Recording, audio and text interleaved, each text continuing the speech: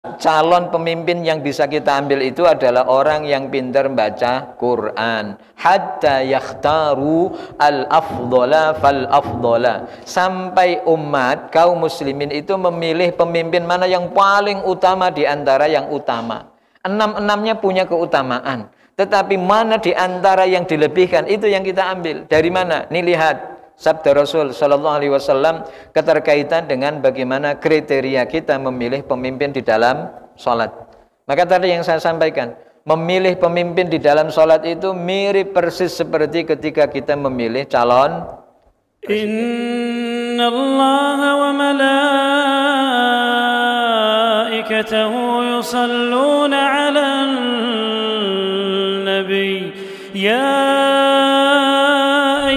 الذين آمنوا صلوا عليه وسلموا تسليما. Dan i'tikaf ini juga bagian dari ibadah kita kepada Allah Azza wa Jalla, sehingga mungkin sesuai dengan pepatah yang sering kita dengar, sekali mendayung 2-3 pulau terlampaui.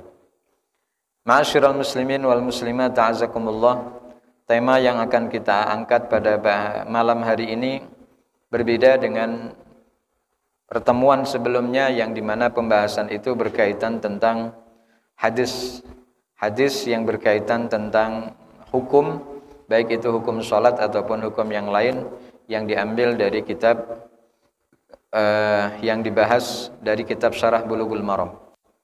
Namun khusus spesial pada malam hari ini kita akan bahas tentang kriteria seorang pemimpin yang layak untuk kita pilih. Karena tentu ini berkaitan dengan hajat politik yang kita akan ambil 5 tahunan, yaitu nanti di bulan Februari, tepatnya di tanggal 14.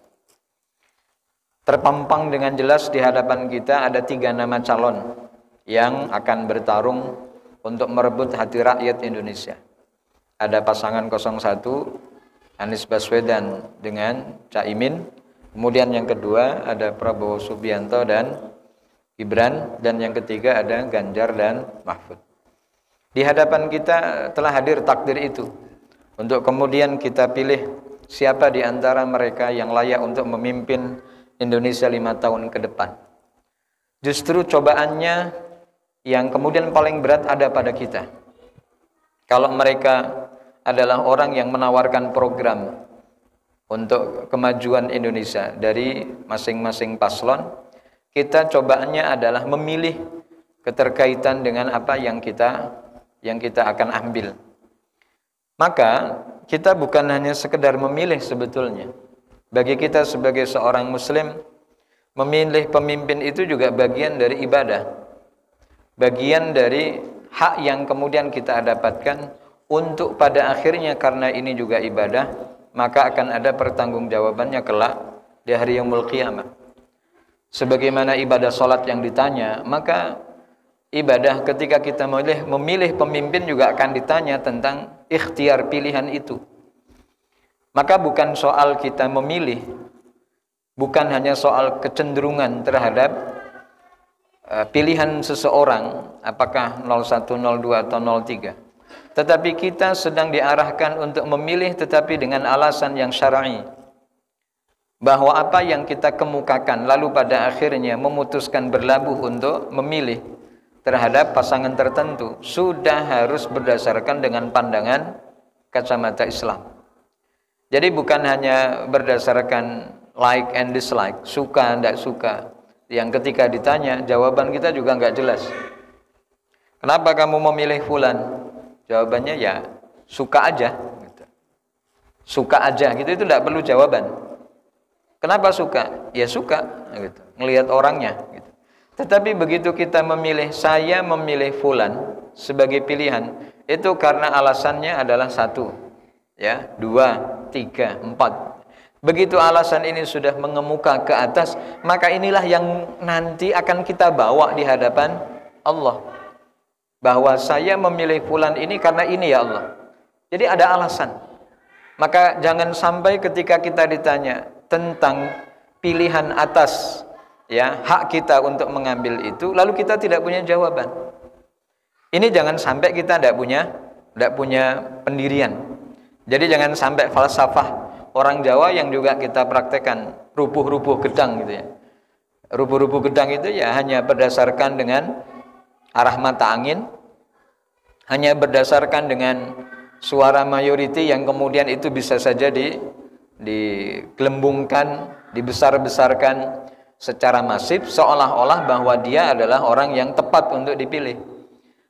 Maka yang didengung-dengungkan, yang dimuncul-munculkan, baik itu di media mainstream, media sosial, ataupun bahkan mungkin di media elektronik seperti TV, radio, dan seterusnya, adalah mungkin bagian dari propaganda yang dimiliki oleh pasangan tertentu untuk menjadikan seseorang itu yang tadinya tidak baik menjadi seolah-olah baik. Nah, ini yang kemudian perlu untuk kemudian menjadi satu pilihan bagi kita ke depan, bahwa pilihan kita untuk 5 tahun yang ke depan, ya 5 tahun ke depan, tidak menjadikan kita orang yang menyesal.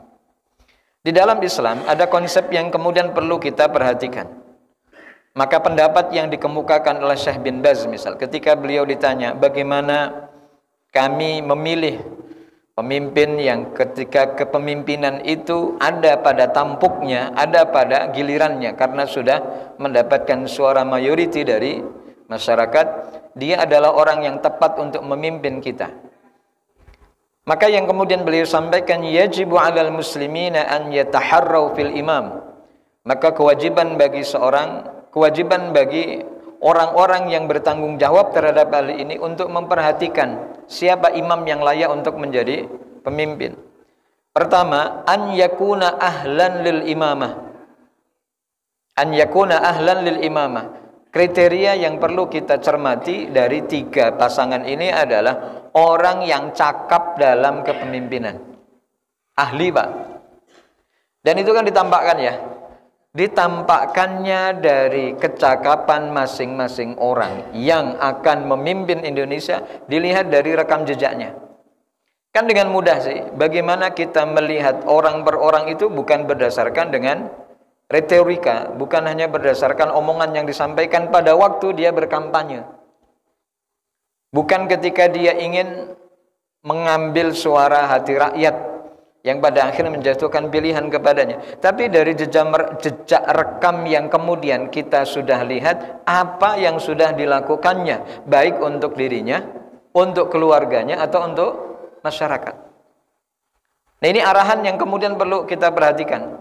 An yakuna ahlan lil imamah li'adalatihi, karena keadilannya.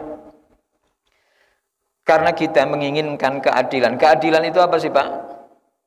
Yang disebut adil itu apa? Adil ya sesuai dengan falsafah Pancasila, keadilan bagi seluruh rakyat Indonesia. Itu berarti yang disebut dengan keadilan yang termaktub di dalam konteks Pancasila itu adalah bagaimana orang yang memegang amanah kepemimpinan itu mampu mewujudkan rasa adil ada pada tiap-tiap warganya. Maka sekarang yang menjadi pertanyaan, apakah kita sudah merasa mendapatkan keadilan itu dari pemimpin-pemimpin kita? Kelihatan itu dari keadilannya adalah hak yang kita miliki mestinya didapatkan secara penuh. Misal, bagi petani, apakah sudah mendapatkan haknya sebagai seorang petani? Ketika dia belum mendapatkan hak dari seorang petani, ini berarti pemimpin belum memenuhi rasa adilnya kepada rakyatnya. Apa yang harus didapatkan oleh seorang petani, Pak? Mudah mendapatkan pupuk. Sekarang Bapak ketika datang ke kampung, sekarang kampung lagi musim tanam, Pak. Ya, di kampung-kampung sekarang lagi musim tanam padi. Apa yang terjadi?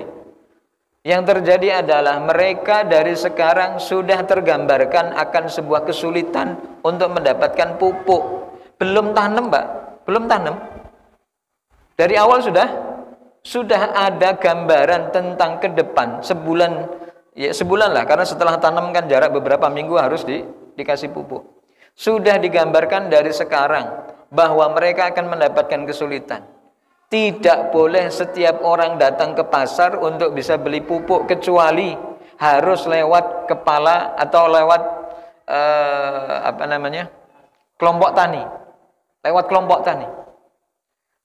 Maka setiap orang yang punya hak untuk mendapatkan pupuk itu harus menyertakan KTP, lalu distorkan ke kepala kelompok taninya, lalu itu pun juga dijatah.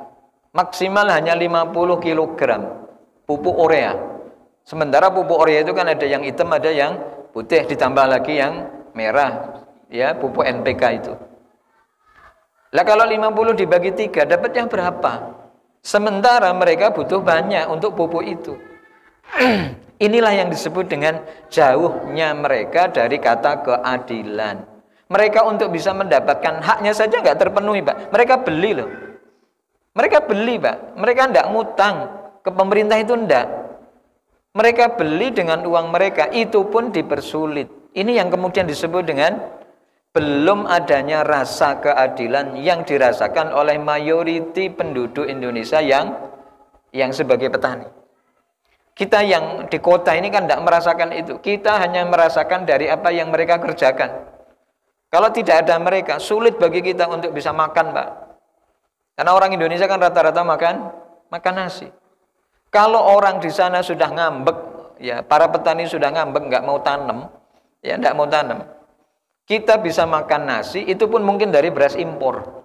Coba bayang pun bagaimana Indonesia yang dikenal sebagai negara agraris, ya, tapi ternyata untuk kebutuhan pokok saja kita harus impor. Mana syiar yang kemudian kita dengar, baldatun thayyibatun warabun ghafur, gemah ripah, Allah jinawinya di mana? Maka keberkahan itu turun kalau ternyata ada pada poin yang kedua dari seorang pemimpin itu, Pak, wadinihi, bahwa jenengan itu, Pak, cermati ketika akan memilih seorang pemimpin adalah yang paling penting adalah agamanya, dinuhu itu, Pak. Jadi jangan lihat tampilan secara luar, tapi bagaimana dia menjalankan agamanya. Alhamdulillah 6-6-nya muslim. Maka apa kata Rasul? Kalau 6-6-nya muslim, ambil mana yang paling diantara yang ada. Ada tuntunannya.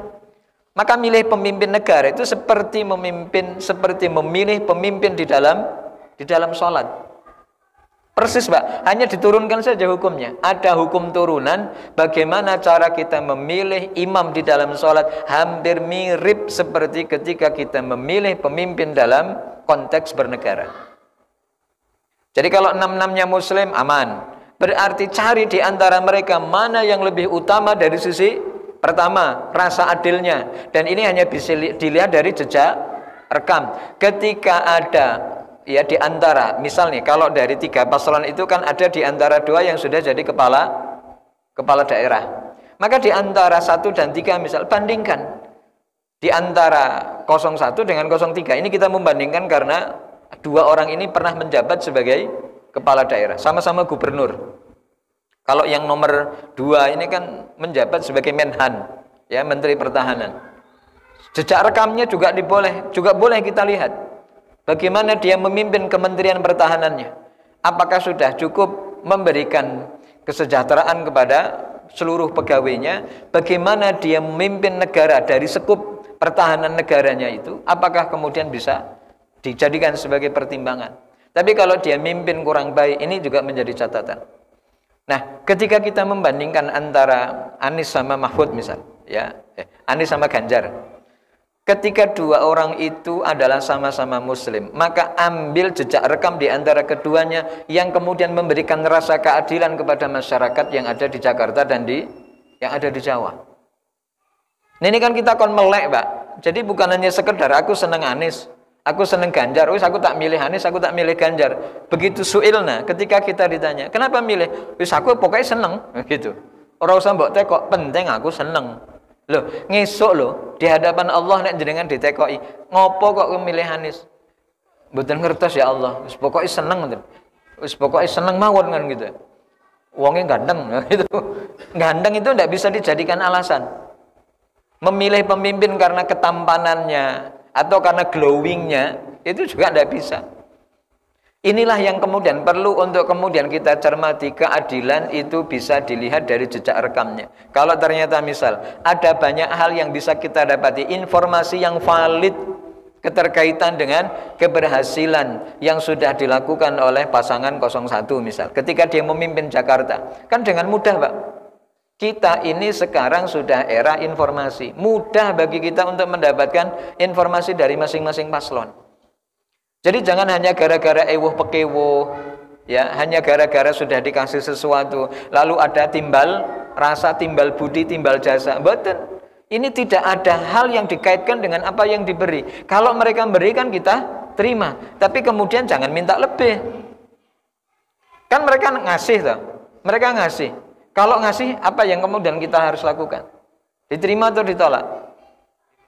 Diterima, tapi tidak ada perjanjian, tidak ada persyaratan. Kalau sudah dari awal sudah dikatakan, Pak ini tak kasih duit tapi nyoblos ya, nyoblos Pak ini ya, itu jangan diterima.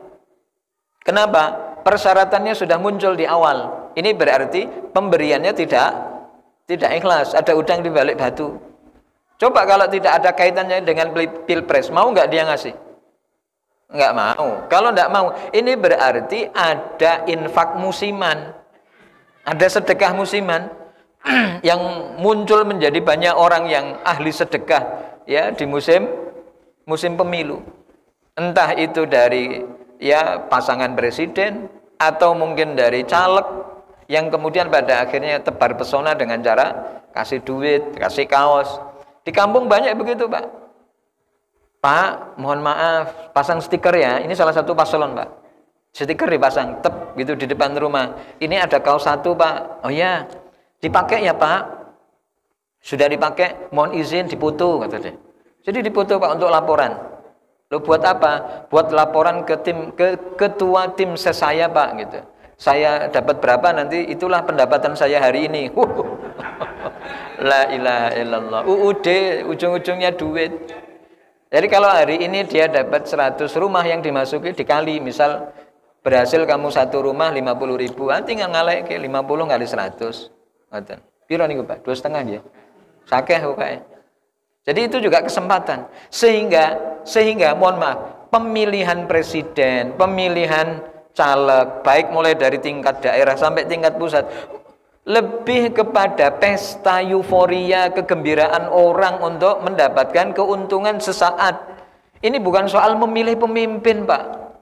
Demi Allah, mayoriti, rata-rata pemikiran orang Indonesia itu masih jauh dari konsep bagaimana memilih pemimpin yang handal, pemilih yang baik. Kita ini akan milih sopir yang handal. Jadi jangan sampai kita milih sopir yang belajaran. Oh, rusak, Pak. Kayak ada orang ngajak kita di supir, ya Pak naik gitu. Di tengah perjalanan dia cerita, Pak, alhamdulillah hari ini saya baru belajar nyupir. Saya baru bisa gitu. Mudah-mudahan selamat sampai tujuan. Paling jenengan terus minta, "Iya Pak, aku tak mudun," gitu. Iya kan? Wedi. Lah ini kan supirnya belum profesional. Inilah kira-kira gambaran yang ingin kita lihat. Bagaimana pemimpin kalau tidak adil, pemimpin yang agamanya kurang. Bapak bisa lihat, Pak, dari 6 orang itu mana agamanya yang paling baik. Jenengan sudah tahu jawabannya. Di otak jenengan kan sama dengan otak saya. Ini podo kabeh jane. Ya, podo kabeh jane. Cuman karena ini di masjid dikhawatirkan nanti politik identitas. Orang sah tak omongin jenengan ngerti siapa yang dimaksud, ya. Nggak usah pakai inisial juga, nggak usah. Mau pakai nomor juga nggak usah. Kita udah tahu semuanya.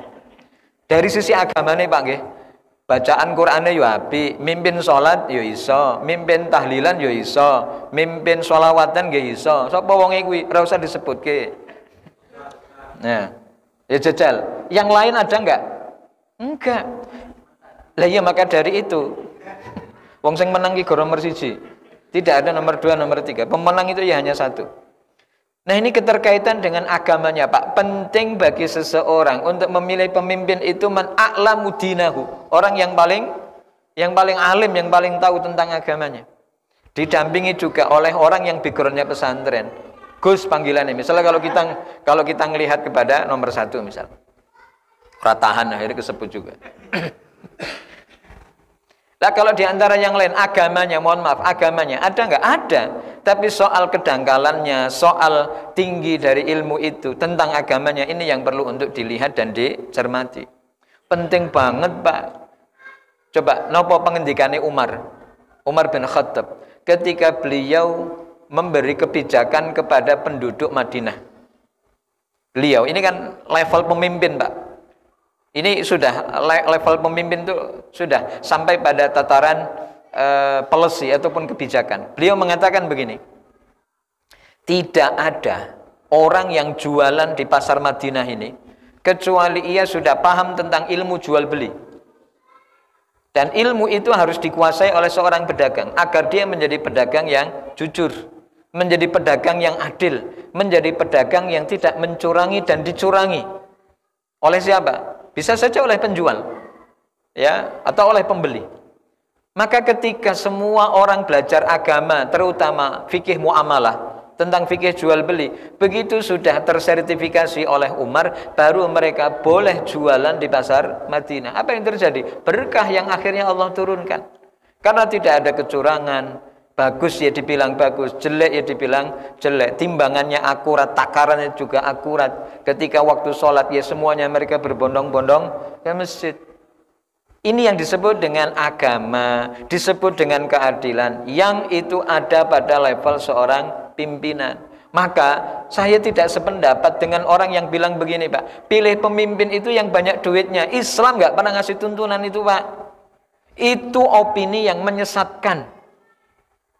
Jadi ada tokoh, ya, ada tokoh yang mengatakan, kenapa saya milih Fulan bin Fulan? Itu karena Fulan bin Fulan banyak duitnya. Ini yang ngomong katanya kiai, tetapi ternyata omongannya menyesatkan banyak orang. Dan itu pertanggungjawabannya berat, Pak, di hadapan Allah.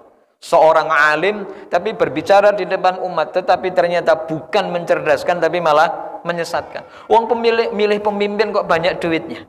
Pemimpin itu bukan soal banyak atau tidaknya uang, tapi persoalan yang ada di dalam dirinya.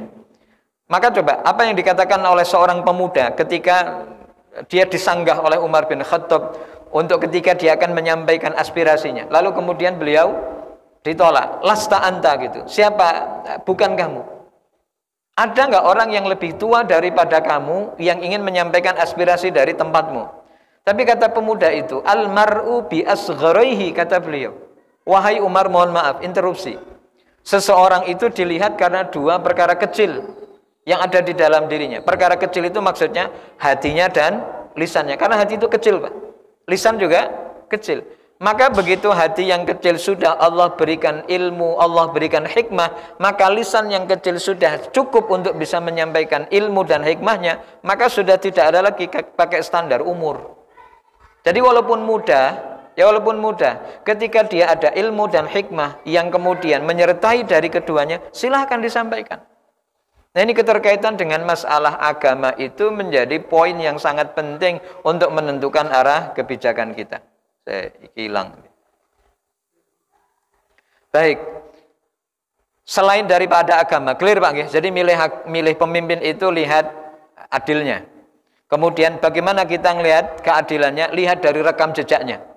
Kalau belum kelihatan rekam jejaknya, berarti hawer-hawer, yang gitu. Orang genah. Kalau dari 5 pemimpin itu semuanya pernah jadi pemimpin semua, Pak, ya. 6-6-nya pemimpin semua. Dari berbagai level. Yang ini gubernur, yang ini mimpin partai, yang ini di Kementerian Pertahanan, yang ini mimpin Solo, yang ini mimpin Jawa Tengah, terus satunya lagi mimpin Menko Polhukam, ya, Menko Polhukam, Menteri Koordinator Politik dan Hukum. Ya, artinya sama, semuanya pada level pimpinan semua, tapi di tempat yang berbeda-beda. Lalu kemudian yang ketiga, milih pemimpin itu juga dari knowledge, dari pengetahuan, ilmu yang dimilikinya.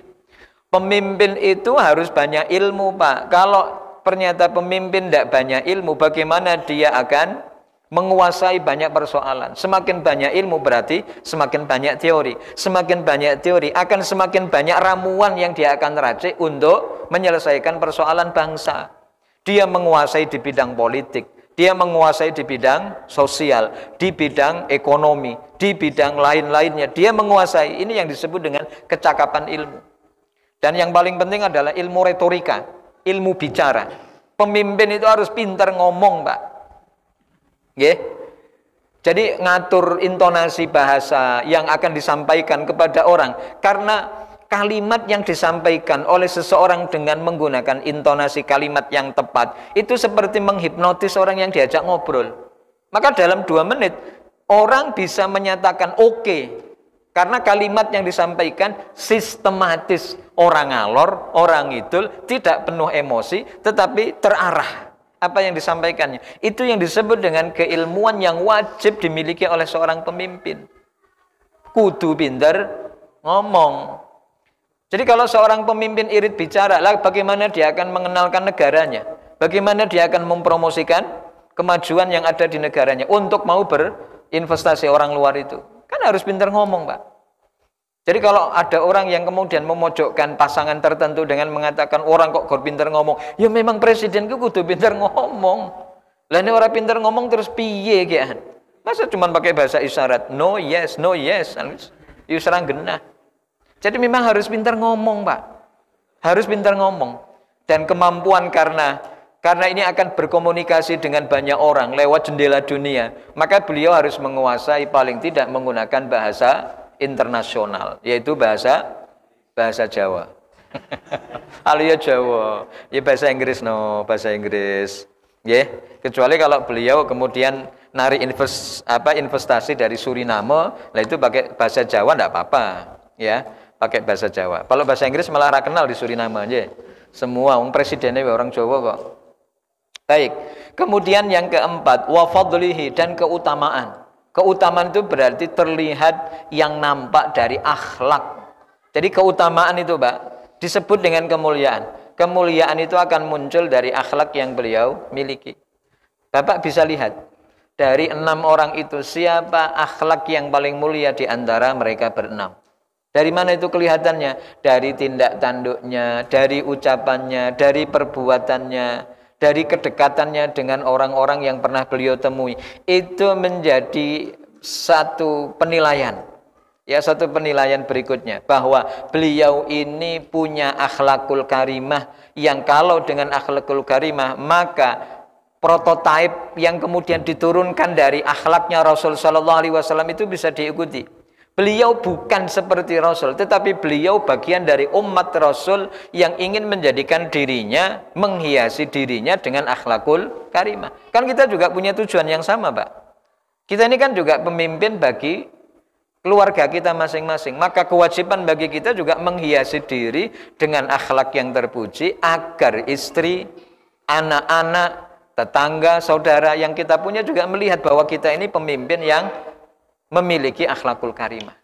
Kan gitu. Ini empat keutamaan yang kemudian didapati. Yang kelima, Pak, ini juga penting.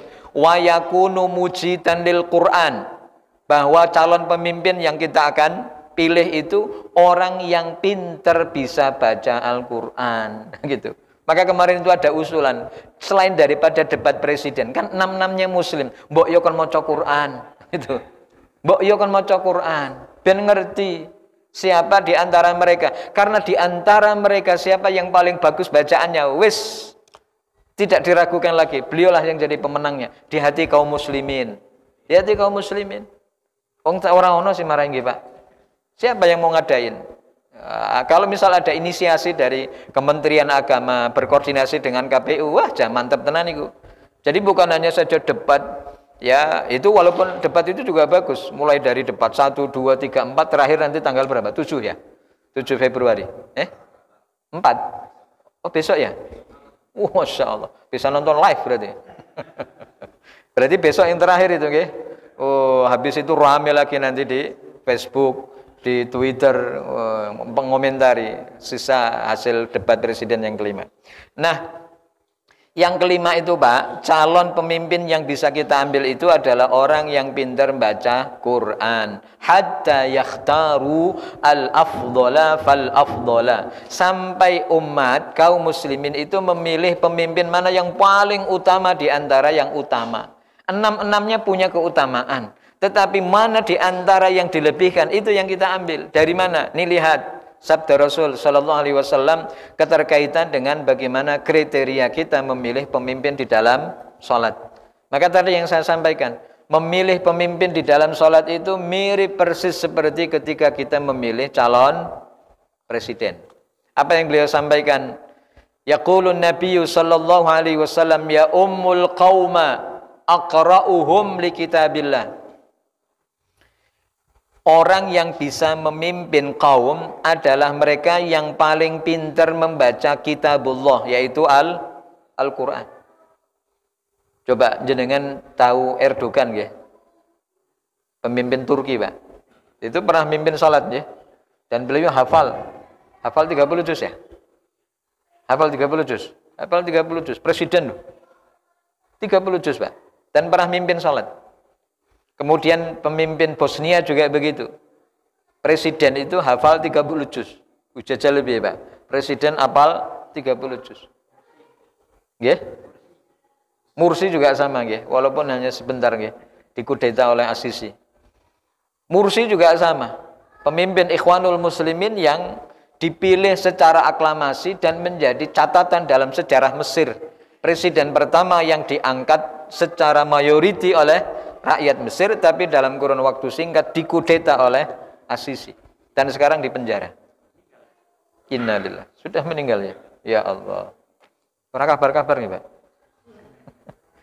Ya Allah, sudah meninggal nggih. Nggih, nggih. Mudah-mudahan syahid.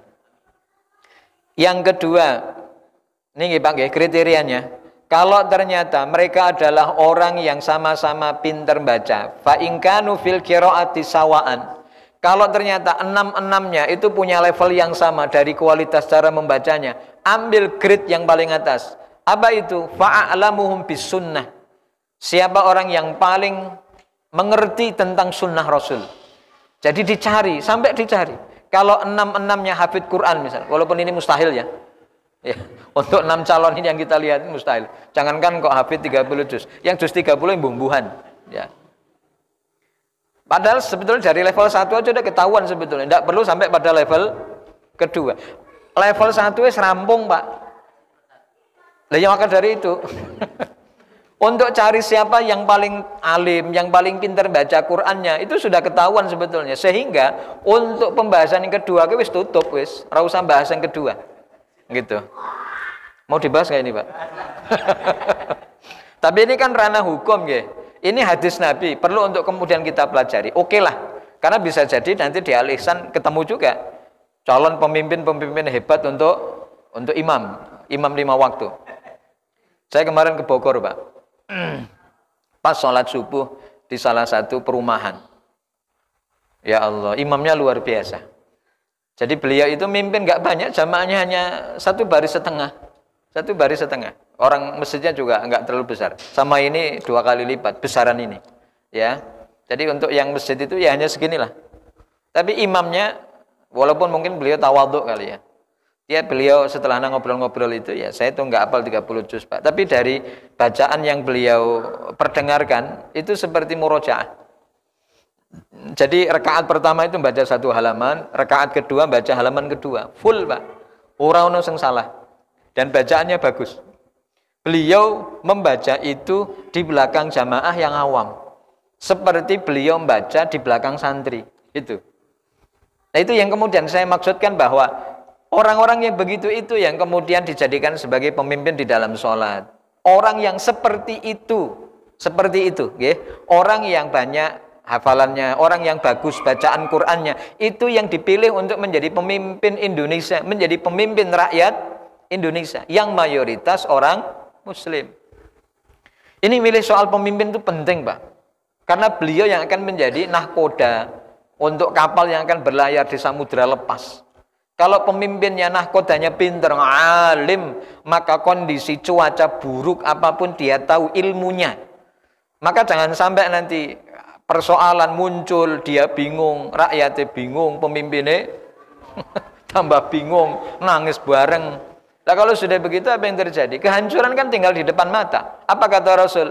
Idza wusidal amru ila ghairi ahlihi fantadiris sa'ah. Apabila perkara itu diberikan kepada orang yang bukan ahlinya, maka tinggal nunggu mongso. Napa mongsone? Mongso rusak. Ya, ada orang nggak bisa nyetir motor, kok dikai motor? Ya jelas nabraki puwit, tobredder kan gitu, hancur. Ya orang nggak ahli Pak. maka perkara itu wajib dipegang oleh orang yang memang expert di bidangnya, orang yang ahli di bidangnya. Dan ini tidak bisa main-main, apalagi mimpin negara Indonesia, negara yang terkenal dengan negeri kepulauan, Pak.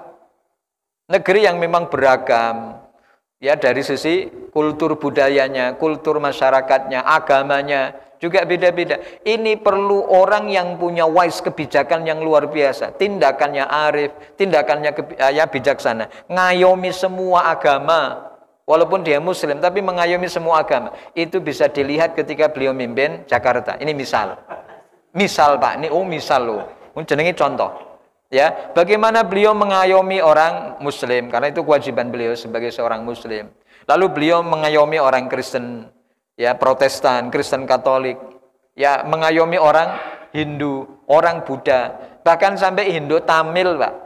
Hindu Tamil itu kan minoritas di Jakarta, tapi sampai mereka mendapatkan hak izin mendirikan bangunan yang puluhan tahun mereka tidak dapat itu, dapat di eranya Anies. Ini contoh, ya. Ya, wong jenenge contoh kan, nyebut nama juga nggak apa-apa dong, ya, sah-sah saja dong, ya, nggak apa-apa kan, nggak apa-apa, ya. Ini yang kemudian keterkaitan dengan masalah kebijakan yang melahirkan kesejahteraan, kesetaraan, semua orang merasakan, Pak.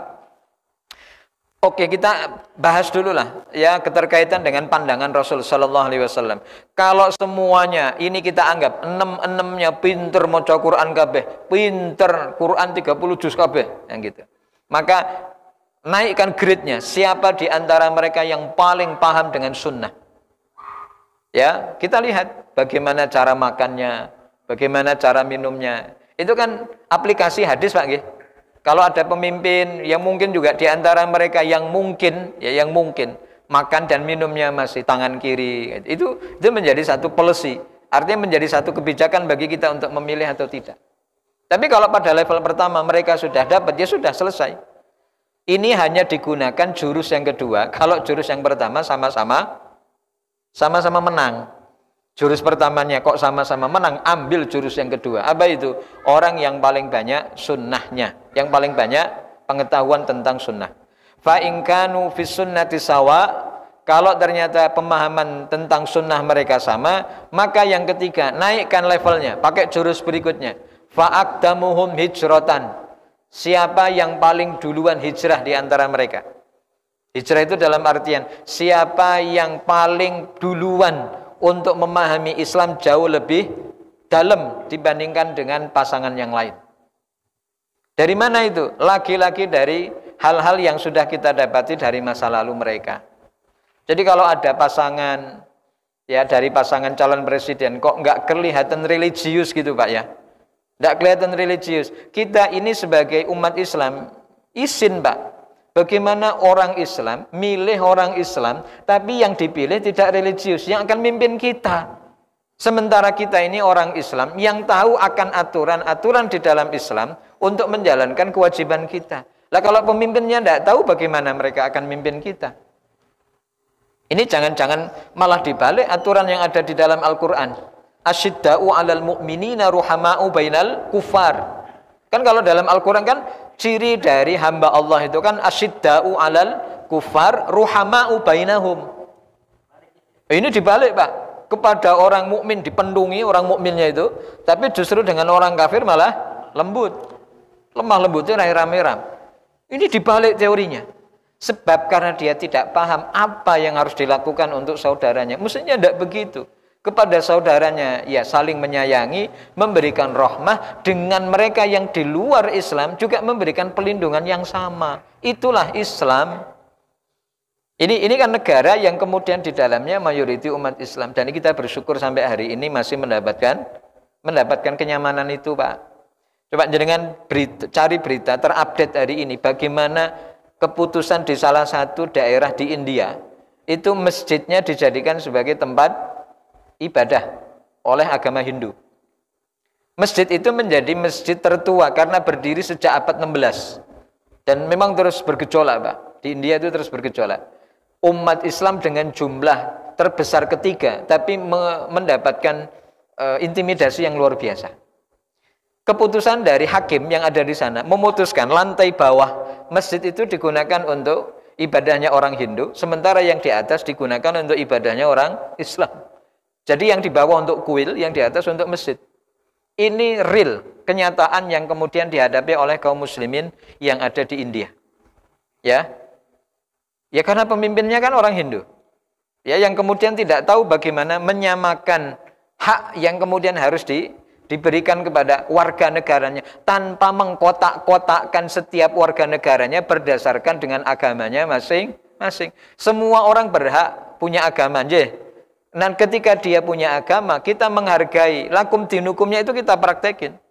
Bahwa Islam punya aturan, mereka juga punya aturan, mereka punya ya hal yang kemudian mereka kerjakan sebagai rutinitas, kita punya syariat yang kemudian wajib dikerjakan. Ketika semua itu bisa dikerjakan, maka inilah yang disebut dengan toleransi beragama. Di sana belum ada. Ya. Bahkan terjadi tahun 94 terjadi tragedi berdarah terburuk sepanjang ya berdirinya negara India. Kurang lebih 2000 kaum muslimin dibunuh ya dalam tragedi tahun 94 itu. Menjadi tragedi kemanusiaan terburuk. Yaitu tadi konflik antar dua agama. Yang ini ya Allah, mudah-mudahan negara kita senantiasa mendapatkan perlindungan dari Allah Subhanahu wa taala. Ini juga dari pemimpin, Pak. Ini dampak dari pemimpin.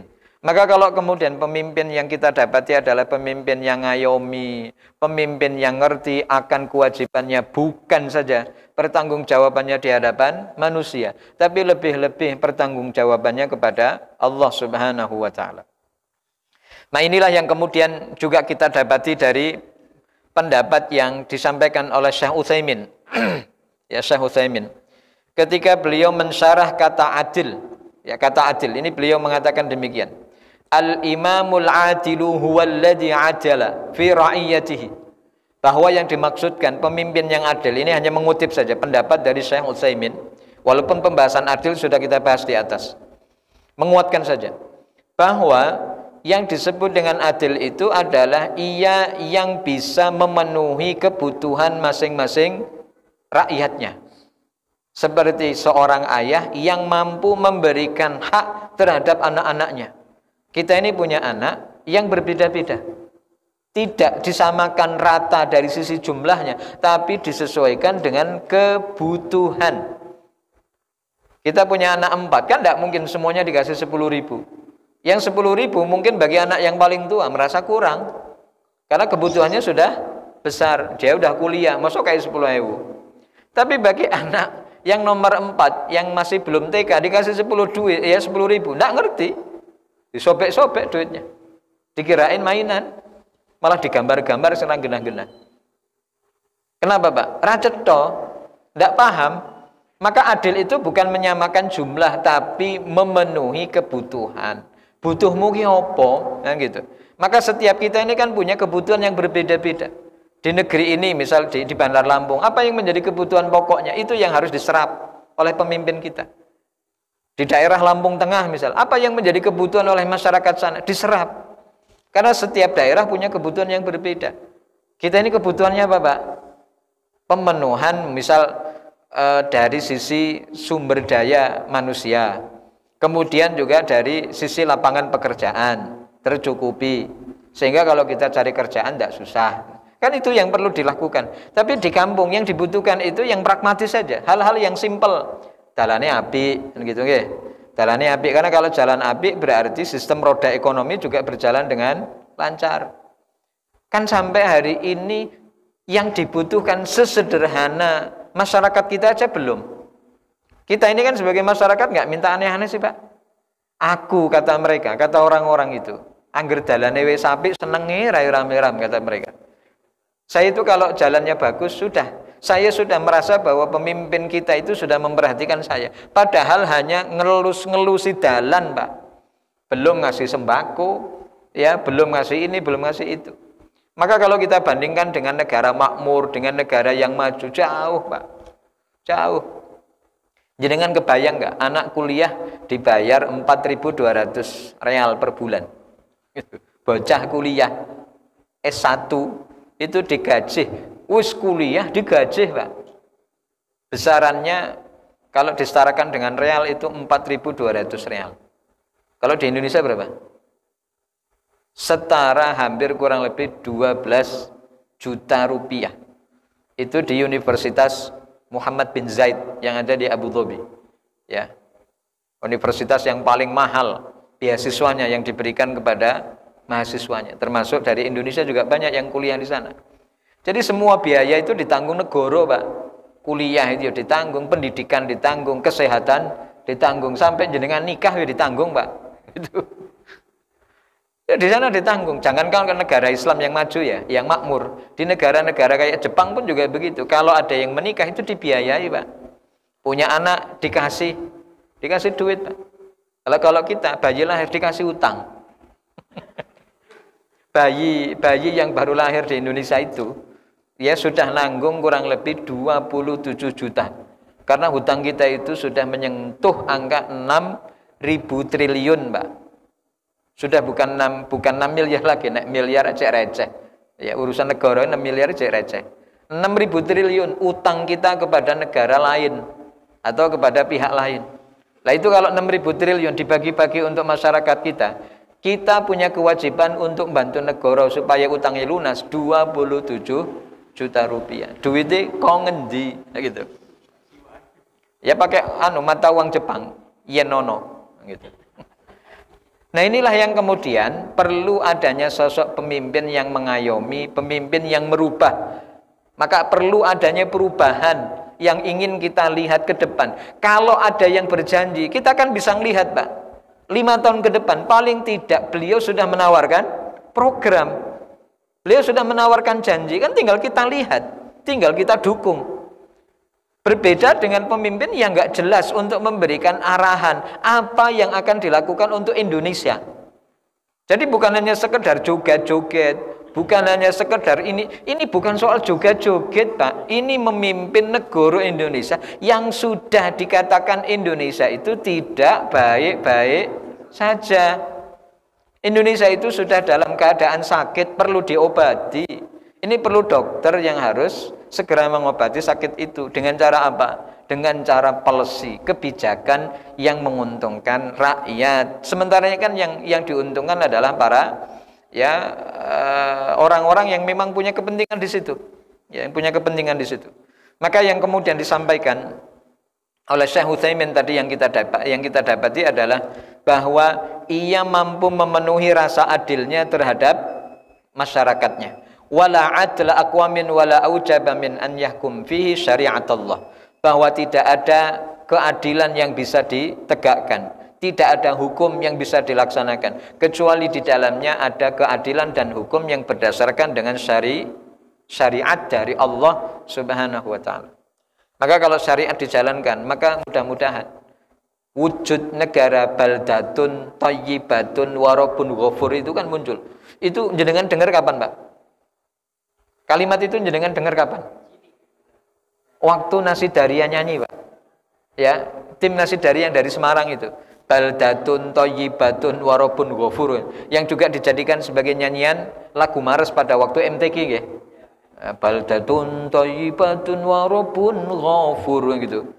Baldatun thayyibah itu artinya negara yang bagus. Baldatun thayyibah warabun ghafur, dan Allah yang maha pengampun atas seluruh kesalahan yang ada pada hamba-hambanya di Indonesia. Harapannya begitu. Mudah-mudahan harapan itu akan direalisasikan di bulan Februari nanti.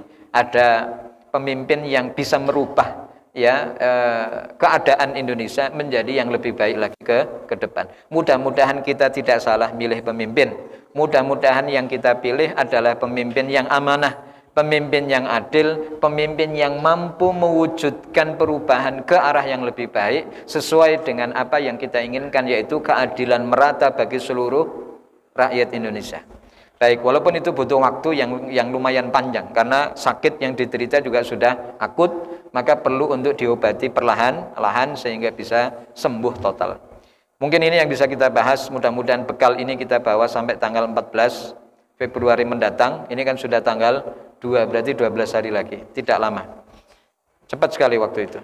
Baik, mohon maaf bila ada kekeliruan, kita tutup dengan doa kafaratul majlis. Subhanakallahumma wa bihamdik asyhadu an la ilaha illa anta astaghfiruka wa atubu ilaik. Wassalamualaikum warahmatullahi wabarakatuh.